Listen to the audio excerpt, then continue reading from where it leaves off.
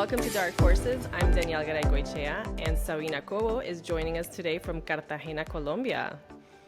Hi, Sabina. Danny. I'm so happy to be here. And yes, it's summer. I'm working. I'm not on vacation. I don't know why one thing is that I'm on vacation just because at such a paradise. But happy to join because today we have a very special guest. Today we have Giulia Nahmany joining us, and she is all the way in Romania. So we are pretty much covering a lot of different areas today. Hi, Giulia. Hi. Hi, Danielle. Hello, Sabina. Hola, Julia. ¿Cómo estás? Súper bien. Súper bien. Super bien. We are here, in different parts of the world. And it just goes to show how, location is no longer a barrier and we are all interconnected. And I'm so grateful to be here with you guys today. Oh, well, thank you, Giulia. For those of you who don't know much about Giulia, Giulia is, you've been in all over the places. You started as a singer, you're an actress, a producer, a writer. You have a wellness platform. Tell us a little bit about this journey, going from singer to actress, and then from actress to having your own production company, and then a wellness platform.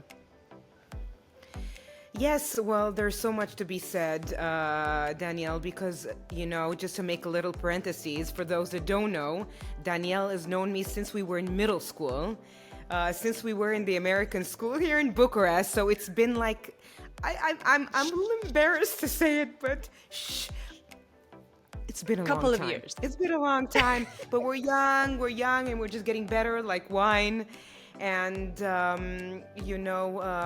if for those who know me since I was a little girl, I've always had this passion to achieve great things and to also be very active in many different areas, because on the one hand, I am an artist at heart.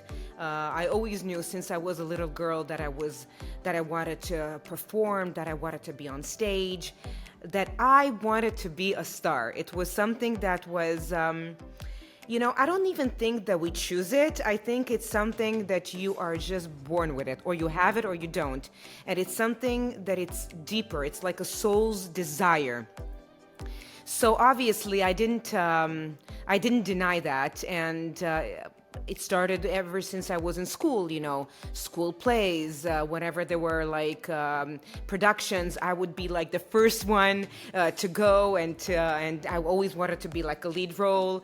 I needed a stage. I needed to be seen, but it was more something of expressing who I am, and I also think, if I come to think about it, because then now I'm realizing it more. I think it was more sort of like an autotherapy for me, because we know very well that when we're teenagers, and I'm sure that many people know this, if you have children or not. I have right now teenagers, and Danielle, you have kids as well. Sabina, I don't know if you have kids. Yep. Yeah, you have three.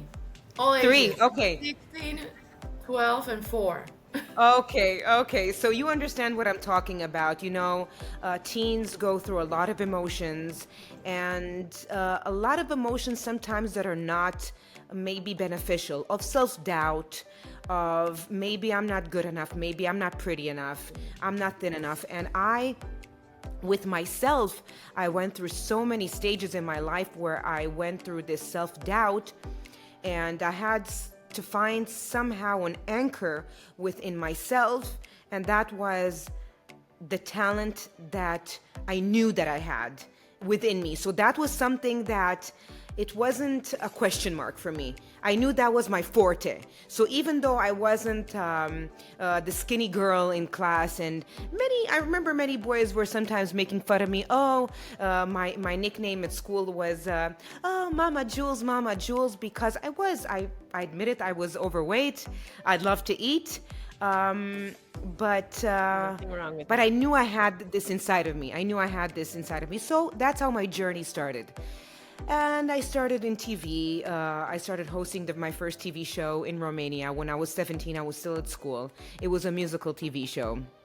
And my dream was to go on Broadway, and I wanted to do musical theater, and I wanted to go to New York. And I remember I went to audition, and I had to prepare like monologues of Shakespeare. And you know, I'm a Capricorn. All right. I don't know. Is there a Capricorn in the house? No, No, we're just actually me. here Pisces.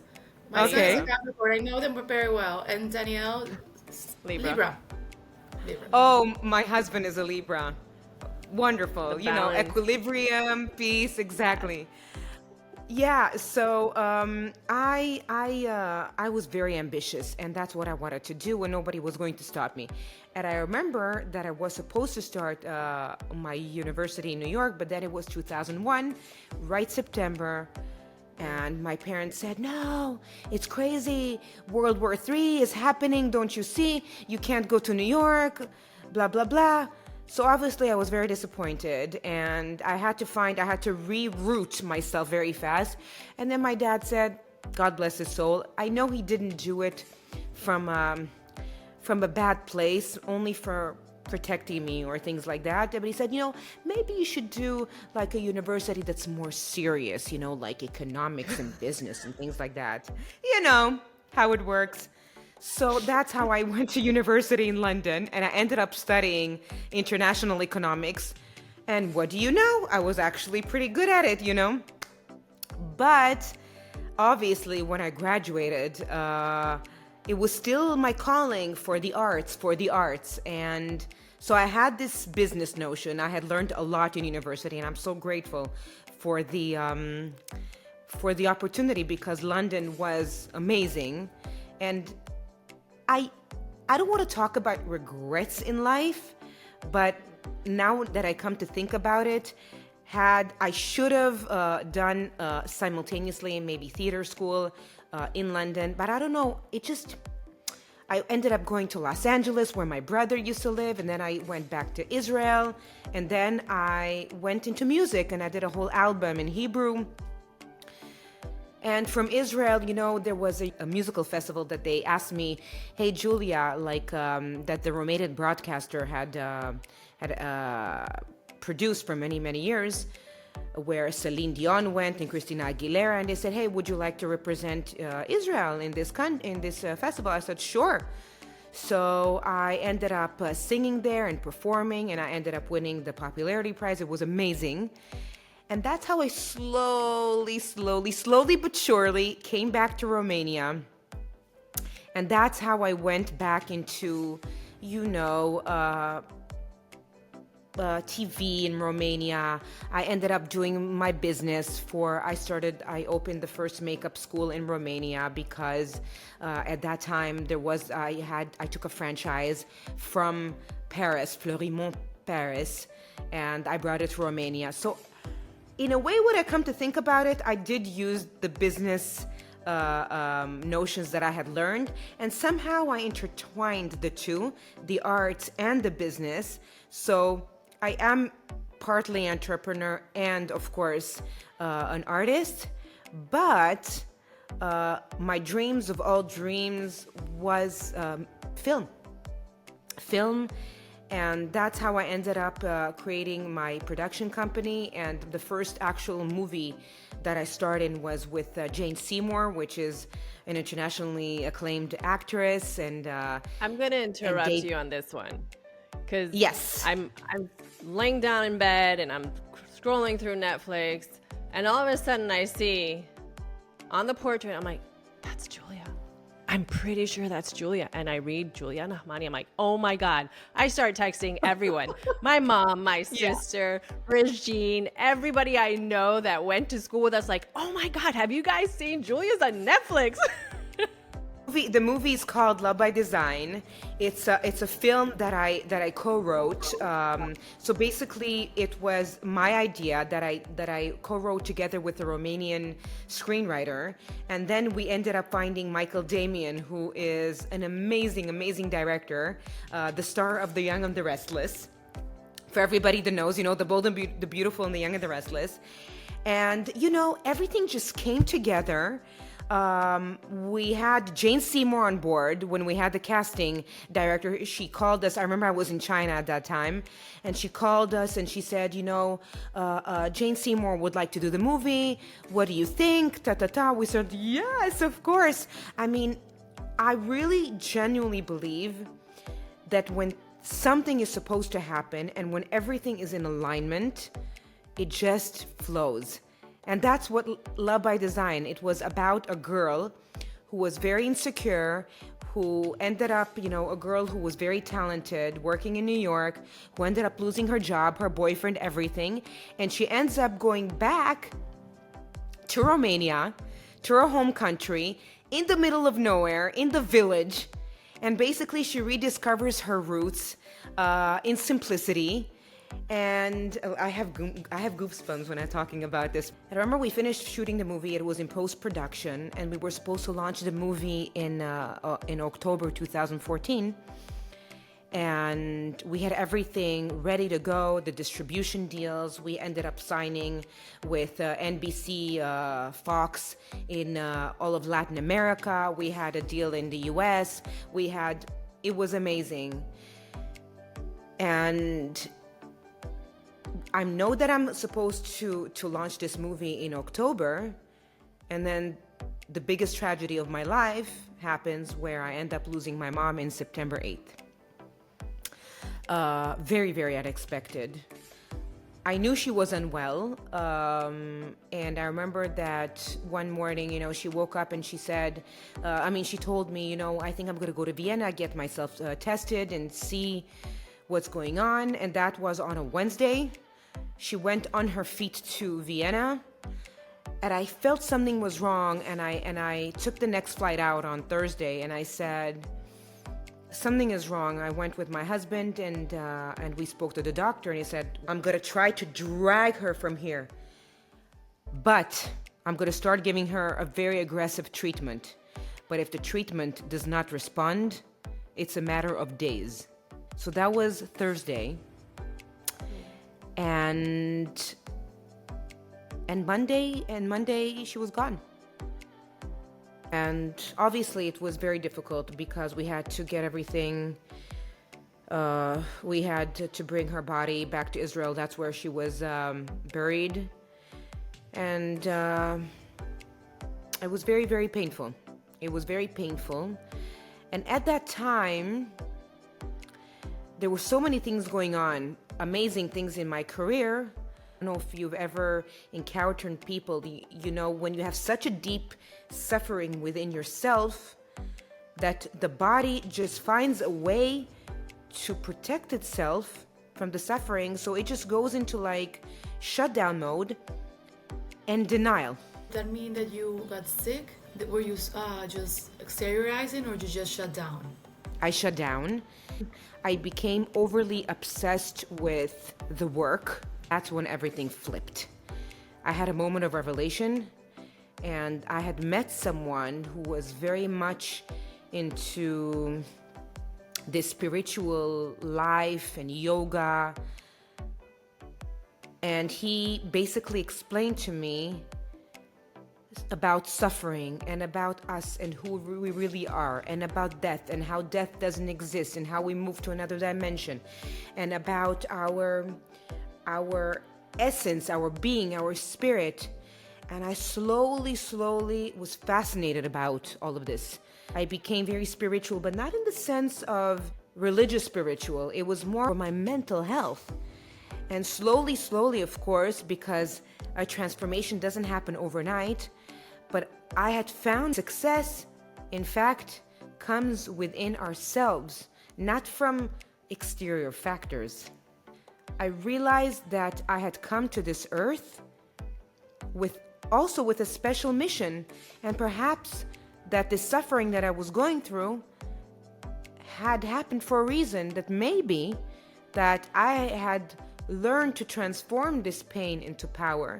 And how can I help others? I think it happens a lot in different industries nowadays, but I also feel like social media puts a lot of pressure on people who don't understand that a lot of stuff that you put out sometimes is, I have to do this for work, and they think you have a perfect life.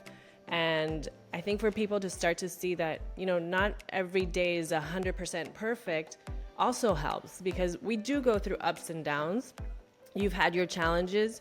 I mean, you lost your mom. I know you also lost your father. So I you also had lost my loss in dad, your yes. life, which has, also shaped you. But in another way, take it from a different side, our upbringing, because we had similar upbringings, also shaped us. I mean, you're born in Israel, you lived in Belgium, you moved to Romania at a time where the communism era had just ended. That's something that you overcame, and you've now seen the advantage of taking time for yourself, but not everybody does that. And in your industry in particular too, there's a lot of pressure, like you said, on how you look. How Exactly. difficult was it for you to overcome that and to show to people, hey, you don't have to be perfect Miss Universe to make it somewhere? Exactly. And once you realize that each one of us is different and has something special to offer to the world that only we have, then something starts shifting within yourself. You start seeing differently, and this comparison, this tendency for comparison, because we do have a tendency, and especially in social media, I tell people all the time, do you know how many no's I got and still receive? Because I go to auditions all the time. And every audition, I'm like, that's it. The part is mine. It's me, And most of the times you don't end up getting the call. So what do? Does it put you down? Does it mean that you're not worth it? No. It just means that for that particular role, it wasn't what was meant for you. But I've learned to become very resilient with myself, and to also, I think the key word here, Dani and Sabina, is empathy and self-compassion. I think that's key, is the compassion that you have towards yourself, because many times empathy and compassion goes out to others, but we forget that we need to start with us. So I think that's a beautiful message, Giulia. Exactly. It's just feeling of, taking a moment and understanding that it's okay to feel whatever we're feeling. It's fine. It's part of who we are. It's part of our human nature. The question is, how do we if we let those negative emotions define us, or it empowers us into something better? And I always say to people, and I've learned this from, and I haven't said this, I've learned this from the big ones, Neville Goddard and Louis Hay, and Dr. Wayne Dyer and Joe Dispenza. We all know about the heart and brain connection, and how it's important to have a certain vibrational energy. And when people often are complaining or victimizing themselves and saying, this is not happening in my life, and why is this always happening to me? Well, there is a very simple explanation for that. Things are happening not to us. It happens to who we are. So if we want something to happen in our lives, it's not the wanting that we need to be. We need to be that person, if it makes sense. You have to be that person already, to become that person, to see yourself as that person. If you, and this is like a mantra that I say to myself every single morning, if you knew that everything was going to unfold perfectly, and everything that you wish for was coming your way, how would you act? How would you show up? How would you behave? What kind of habits would you cultivate? In my mind, I am that person. That's what I feel that's part of my mission as well, to help others rediscover that. because everybody has the capacity to achieve greatness and to be able to, how should I say, attain their Be their potential. best. Yep. You know? Now, Giulia, you've talked a little bit about, work, you've got a family, you have, husband and kids, and then this whole wellness part of you were mentioning yoga, eating better. What does a day look like for you? Like, tell us a little bit how it starts, how it progresses, and how you balance all of it. It's funny because I learned this in my woman-centered coaching that I've done. I did a year programming with Claire Zamet, who has the feminine power, and she's amazing. And she taught us how to expand time. Yeah, you can You get, like, expand time. like in Harry Potter, the little twisting necklace. Yeah, each one of us has the capability to be a little magician. Yeah, like a little Harry Potter. Because it doesn't necessarily, because you do many things, that you're lacking time and that you're like, oh my God, I have to do this. Oh my God, no. Once you realize that you can do everything you want to do, as long as you put your intention to it, okay? You have your intention, you have your Northern Star, you know what you want to do. But what is something that I will never negotiate on is my well-being. And that is, you ask me how I start my day. I will always start it, for sure, not with my phone. No phone, no scrolling, just me with my thoughts, and of course, aligning my vibration on how I visualize that day to be. Make sense? Like things that you are like, oh, how am I gonna solve this problem? No, that the solution is going to come. Something is going to appear. And once you have this way of being and thinking, and that comes through a lot of training, I have to tell you guys, I mean, it's not something that you do overnight, but once you train your mind to do it, you slowly, things just starts to shift. Now, I'm not saying that there are no bad days. Bad. What is bad?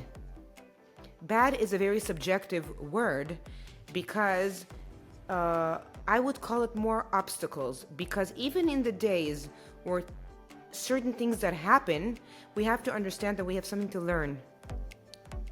We have to learn from everything. Nothing is by chance. Everything, there are no coincidences. The right moment. Yeah. It's not the right moment. And we have to learn to let go. This is also a very, very important factor for manifestation, to let go. To be able to say, I trust unconditionally in what I believe to be, or what it is I want to come my way, but you have to also allow it to arrive, because if we are always seeking this control, then we end up blocking the thing that it wants to come to us. The universe wants to give us what we want, but it's us most of the time. We're not allowing it, from our thoughts, from our beliefs, from our negativity. So going back, once we understand that, and I'm going to repeat it again, that we're a little Harry Potter, like you said, Danny, very good. I'm going to use that. Then the universe has nothing, it has no other thing but to mirror what it is that you are. Giulia, so you've said, I think, 3 key words that I'm just going to repeat for the audience. You mentioned resiliency, which is one of my favorites. I think that if we're not resilient, things just don't work out, because we tend to just abandon when we feel bad, and that's not the way. Then you said empathy towards yourself and compassion. and you have Wellness Hair, which is your entrepreneurship project that I've been following online. WELLHER. WELLHER. If WELLHER. you From wellness, WELLHER. wellness But I'm for her. but I'm going to tell you where it came from as well. I was gonna actually ask you where it came from, and since we're out of time, if you can just explain briefly what it is and how you can help people through that program, if that's what it does. Yes. So basically, for 2 years now, it's on my vision board. I have a book that I want to write, and it'll happen. The title of the book is called Great. It came from greatness. I wanted the word greatness to be in it, but I didn't want to say your path to greatness or things like that. So it was greater, like the greater good. And I was like, what if it would be great her? So I wrote it down. I made like a poster. I have the cover of the book is ready. I have it on my phone. It's beautiful, the cover. And I know what is going to be there. So basically, it's how a woman can achieve greatness. And then, of course, that's how WELLHER came to life from the word wellness. That I'm so it's all about wellness, your well-being, and how to be your best self. So it's not great her, it's not wellness, it's WELLHER. So that's the community, that's the platform, and the vision is basically to build a community for women to be inspired, to feel empowered, to feel like that they're worthy, to feel that they can do whatever they want to do, and that they put their mind to it, to take care of their heart and soul, to be in harmony. And this is basically this community will be online and offline. Basically, I'm on the way of creating like an online platform for the women where we can have different articles and programs that we offer, and maybe products in the future that have to do with wellness. There's so many ideas.